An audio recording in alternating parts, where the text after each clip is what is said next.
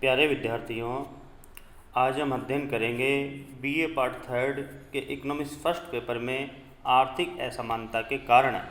इससे पूर्व कक्षा में हमने अध्ययन किया था आर्थिक असमानता का अर्थ, आर्थिक असमानता के स्वरूप या प्रकार, और आज हम आर्थिक असमानता के कारण के बारे में अध्ययन करेंगे।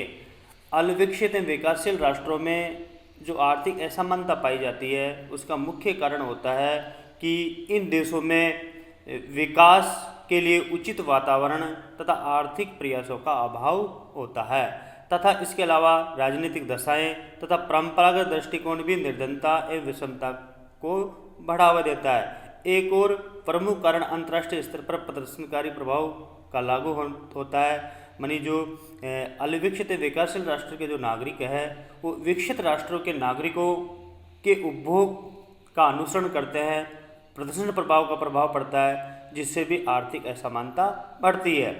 प्रोफेसर नरक्षे ने कहा कि जो गरीब राष्ट्र है, जो अल्पविकसित या विकासशील राष्ट्र है, वहाँ के निवासी जब विकसित राष्ट्रों के संपर्क में आते हैं तो उनके उपभोग को देखते हैं, उनकी जीवन शैली को देखते हैं, तो ये गरीब राष्ट्र के जो नागरिक हैं वो भी अमीर या विकसित राष्ट्रों के नागरिकों के जीवन शैली का अनुसरण करते हैं, उस प्रदर्शन प्रभाव को अपनाते हैं, जिससे भी आर्थिक असमानता बढ़ती है।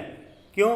क्योंकि जो आय का जो बहुत बड़ा हिस्सा है वो उपभोग पर ही खर्च कर दिया जाता है। बचत बहुत कम हो पाती है या बचत नहीं हो पाती है, जिसके कारण निवेश भी कम होता है और इसी वजह से आर्थिक असमानता निरंतर बढ़ती रहती है। इनमें मुख्य हम कारणों का अध्ययन करेंगे, जिसमें पहला है आर्थिक अवसर की असमानता। हम देखते हैं कि आज जो राष्ट्र या हम परिवार की बात करें कि सभी लोगों को अवसर की समानताएं प्राप्त नहीं है, यानी अवसर की विषमताओं के कारण भी आर्थिक असमानता बढ़ती है। यानी उच्च आय एवं संपत्ति प्राप्त जो वर्ग है, जो अमीर वर्ग है, उसके पास अनेक प्रकार के अवसर होते हैं। यानी उसके पास इतनी इनकम होती है कि उस पैसे के माध्यम से वो कई अपने उद्योग धंधे लगा सकता है और अपनी आय को बढ़ा सकता है। दूसरी तरफ जो गरीब वर्ग है, जो निर्धन वर्ग है, वो उसके पास अवसर की समानता नहीं होती, उसके पास अवसर नहीं होते, इस वजह से वो विकास की दौड़ में पिछड़ जाता है। इस वजह से आर्थिक असमानता बढ़ जाती है। नेक्स्ट है संपत्ति एवं भूस्वामी में भारी असमानता। मानी जो संपत्ति एवं भूस्वामित्व के हिसाब से भी भारी असमानता देखने को मिलती है। मानी जो अमीर वर्ग है उसके पास वो बड़ी संपत्ति का मालिक होता है, बड़े बड़े भूमि का वो मालिक होता है, जिससे उसके पास बड़ी आय होती है। दूसरी तरफ जो गरीब वर्ग होता है वो संपत्तिहीन होता है, भूमिहीन होता है, या उसके पास जो संपत्ति होती है बहुत थोड़ी होती है, बहुत कम होती है, जिससे कि उसकी आय का अर्जन इतना नहीं हो पाता।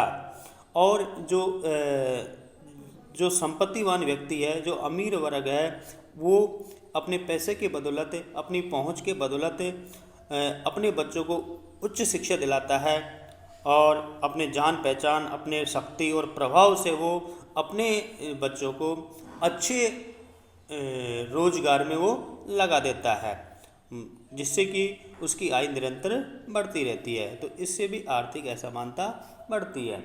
नेक्स्ट है निवेश एवं उत्पादन ढांचा। निवेश एवं उत्पादन ढांचा आर्थिक विषमता को बढ़ाने में सहायक रहा है। विकास की कार्यनीति के रूप में अधिकांश विकासशील राष्ट्रों ने पूंजी प्रदान तकनीक का सहारा लिया। मानी जो विकासशील राष्ट्र है, अल्पविकसित राष्ट्र है, उन्होंने भी अपनी अर्थव्यवस्था का तीव्र विकास करने के लिए पूंजी गहन तकनीक को काम में लिया, जिससे लोगों को रोजगार नहीं मिल पाया और लोगों की आय नहीं बढ़ पाई। और इसमें भी दूसरी बात कि जो ऐसे क्षेत्र में निवेश किया गया जो केवल और केवल हम बात करें कि अमीर वर्ग के उपभोग की वस्तुओं का निर्माण किया जाता है, तो इससे भी आर्थिक असमानता बढ़ने लगी। नेक्स्ट है व्यापक बेरोजगारी। असमानता का एक और बड़ा कारण निर्धन वर्ग के लिए रोजगार के अवसरों का अभाव है। यानी विकासशील राष्ट्रों में जो कार्यशील जनसंख्या होती है वो ज़्यादातर समय बेकार रहती है, बेरोजगार रहती है। हम देखते हैं कि ग्रामीण क्षेत्रों में जो कृषि क्षेत्र में जो मजदूर कार्य में संलग्न होते हैं उसमें एक बहुत बड़ा हिस्सा छिपी बेरोजगारी के रूप में पाया जाता है। निर्धन वर्ग के पास न केवल संपत्तियों की कमी होती है बल्कि उसके पास अपना स्वयं का कोई रोजगार नहीं होता या रोजगार के अवसरों की कमी रहती है। निर्धन वर्ग में शिक्षा और प्रशिक्षण का भी अभाव होता है, इसलिए वे ऐसे कार्यों में नहीं लग पाते जिससे आय का स्तर अपेक्षाकृत बहुत ऊंचा हो। इसलिए जिसका परिणाम स्वरूप ये होता है कि आर्थिक असमानता बढ़ जाती है। नेक्स्ट है जनसंख्या में वृद्धि। यानी जो गरीब वर्ग है वो संतान को भगवान की देन मानता है, इस वजह से इनमें जन्म दर ऊंची होती है और जो अधिक संतानें इन परिवारों में गरीबी का एक मुख्य कारण होता है। दूसरी तरफ जो धनी वर्ग होता है उसमें जन्म दर बहुत कम होती है और ये वर्ग परिवार नियोजन को अपनाते हैं, कम बच्चे पैदा करने की इसमें प्रवृत्ति रहती है और इनमें आय स्तर एवं जन्म दर में विपरीत संबंध होता है। यानी आय तो इनमें बढ़ती है और जन्म दर अमीर वर्ग में कम होता है, इस वजह से भी आर्थिक असमानता बढ़ती है। यानी जनसंख्या भी आर्थिक असमानता को बढ़ाने का एक बहुत बड़ा कारण है। नेक्स्ट है एकाधिकारी प्रवृत्ति। एकाधिकारी वस्तु की पूर्ति को सीमित करके ऊंचा मूल्य निर्धारित करता है। यानी जो एकाधिकारी का तात्पर्य है किसी वस्तु का एक ही विक्रेता, एक ही उत्पादक है। अब ये जो एकाधिकारी प्रवृत्ति होती है वो मन माफिक या मनचाही वस्तु की कीमत रखता है बाजार में, जिसका गरीब वर्ग पर विपरीत प्रभाव पड़ता है, अमीर वर्ग पर उसका उतना प्रभाव नहीं पड़ता। इस वजह से भी आर्थिक असमानता बढ़ती है। नेक्स्ट है मूल्यवृद्धि। मूल्यवृद्धि एवं आर्थिक विषमता में धनात्मक सहसंबंध पाया जाता है, क्योंकि मूल्यवृद्धि से जो निर्धन वर्ग है, जो गरीब वर्ग है, उसकी वास्तविक आय घटती है और अमीर वर्ग की वास्तविक आय बढ़ती है, जिससे भी आर्थिक असमानता बढ़ जाती है। नेक्स्ट है मुनाफाखोरी एवं चोर बाजारी।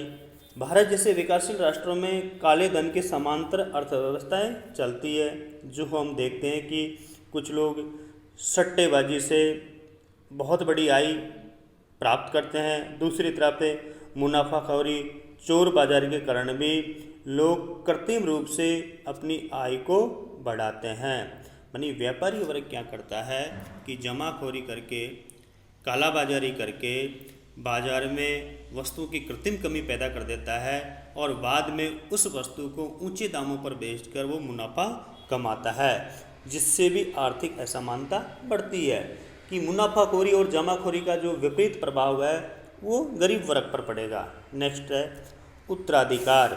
मानी भारत जैसे जो विकासशील राष्ट्र है उसमें उत्तराधिकारी की कुप्रथा प्रचलित है। मानी एक पिता की संपत्ति का मालिक उसकी संतान होगी, ये पीढ़ी दर पीढ़ी चलता रहेगा। यानी एक व्यक्ति ने जिसने अमीर वर्ग में जन्म लिया तो वो जन्म से ही अमीर हो जाता है। दूसरी तरफ एक व्यक्ति ने एक गरीब वर्ग में जन्म लिया तो वो जन्म से ही गरीब हो जाता है, क्योंकि पीढ़ी दर पीढ़ी वो उसका उत्तराधिकारी होता है तो उसको अनायास ही वो अमीर हो जाता है, तो इससे भी आर्थिक विषमता बढ़ती है। नेक्स्ट है व्यावसायिक भिन्नता। मानी जो कार्य की भिन्नता भी देखने की मिलती है, जिसमें विशेष तौर से हम देखते हैं कि एक व्यवसाय जोखिम का होता है, दूसरे व्यवसाय में जोखिम कम होती है, और जो जोखिम में जो व्यक्ति कार्य करता है उसको मजदूरी अधिक मिलती है, या एक व्यापारी जो जोखिम का कार्य करता है तो उसको लाभ भी अधिक मिलता है। तो जो धनी वर्ग है वो जोखिमपूर्ण व्यवसायों में अधिक आय लगाता है, अधिक निवेश करता है और अधिक लाभ कमाता है, जिससे भी आर्थिक विषमता बढ़ती है। नेक्स्ट है योग्यताओं में अंतर, मानी व्यक्ति की योग्यताओं में अंतर के कारण भी आर्थिक असमानता बढ़ती है। मानी कुछ लोग दूसरों की अपेक्षा अधिक कुशल, बुद्धिमान एवं परिश्रमी होते हैं और ऐसे लोगों की आय अपेक्षाकृत अधिक होती है, जबकि कुछ व्यक्ति तुलनात्मक रूप से अकुशल, कम योग्यता वाले होते हैं, जिससे इनकी आय क्या होती है, नीची होती है, जिससे भी आर्थिक विषमता बढ़ती है। तो ये थे आर्थिक विषमता के कारण। अब हम अगली कक्षा में अध्ययन करेंगे आर्थिक असमानता को कम करने के उपाय या आर्थिक असमानता को दूर करने के उपाय।